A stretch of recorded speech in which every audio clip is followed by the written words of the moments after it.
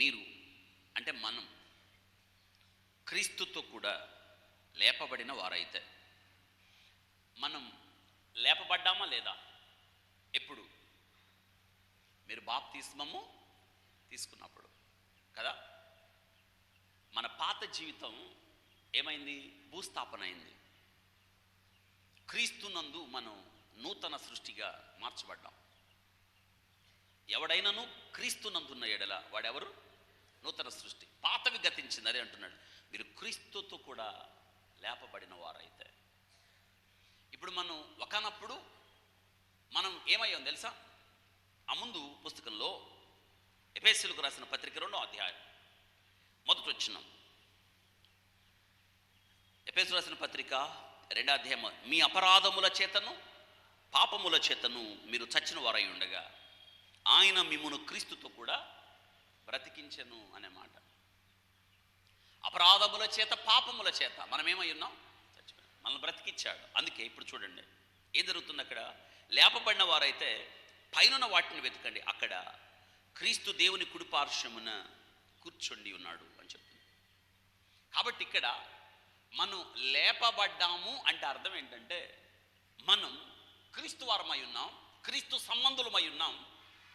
మన గురి పైనున్న వాటి మీద. అందుకే పౌలు గారు అన్నాడు, మన పౌరసత్వం ఎక్కడుంది? దేవుడు అంట క్రీస్తు దేవుని కుడిపార్శ్వాన ఉన్నాడు. మీరు అక్కడ భూ సంబంధమైన వాటి మీద మీ మనసు పెట్టద్దు, పైనున్న వాటి మీద మనసు పెట్టమని చెప్తున్నాడు. అంటే దాని అర్థం ఏంటంటే, మనం పరిశుద్ధులుగా లోకానికి ఎంత వేరుగా బ్రతకాలో అర్థమవుతుంది కదా. ఏది మందు కాదు, దేని చేత మనం ఆకర్షితులు కాకూడదు. ఎందుకంటే ఆయన పరిశుద్ధుడై ఉన్న ప్రకారం మనం కూడా ఏమై ఉండాలి? పరిశుద్ధులై ఉండాలి. పరిశుద్ధతయే ఎన్నటెన్నటికి ఆయన సింహాసనం ఆధారం. నిజమే కదా. పరిశుద్ధత బ్రతుకుతున్నామా మనం అలాగా? భూ సంబంధమైన వాటి మీద మనసు పెట్టద్దు అని చెప్తున్నాడు. భూ సంబంధమైన వాటి మీద మీరు దృష్టి మరల్చద్దు, పైనున్న వాటి మీద గురి కలిగిన జీవితం అని చెప్తున్నాడు. పైనున్న వాటి మీదే కానీ భూ సంబంధమైన వాటి మీద మనస్సు పెట్టకూడదు. ఎందుకంటే ఏలయనగా మీరు మృతి పొందితిరి అని చెప్తున్నాడు. మీ జీవము క్రీస్తుతో కూడా దేవుని యందు దాచబడి ఉంది. మీ జీవము చక్కగా చెప్పాడు. మీ జీవము, ఆ పదం చదవండి, మీ జీవము క్రీస్తుతో కూడా దేవుని యందు, క్రీస్తుతో కూడా. అందుకే మీరు క్రీస్తుతో కూడా లేపబడిన వారైతే మీ జీవము క్రీస్తుతో కూడా దేవుని యందు దాచబడి ఉంది. మరి అంత గొప్ప జీవితాన్ని దేవుడు మనకిచ్చినప్పుడు భూ సంబంధమైన వాటి మీద మనం ఎందుకు మనసు పెట్టాలి? ఏది మంది కాదు కదా, లోకం మంది కాదు కదా, లోకము నుండి వేరు చేయబడ్డాం కదా. ఆ దినాన ఇశ్రాయేలీలు 430 సంవత్సరాలు ఐగుప్తు బానిసత్వంలో ఉన్నప్పుడు వారిని గొర్రెపిల్ల రక్తము ద్వారా వెలుపలికి అంటే వారు వేరుగా ఉండాలి. ఐగుప్తు నుండి వేరైపోవాలి.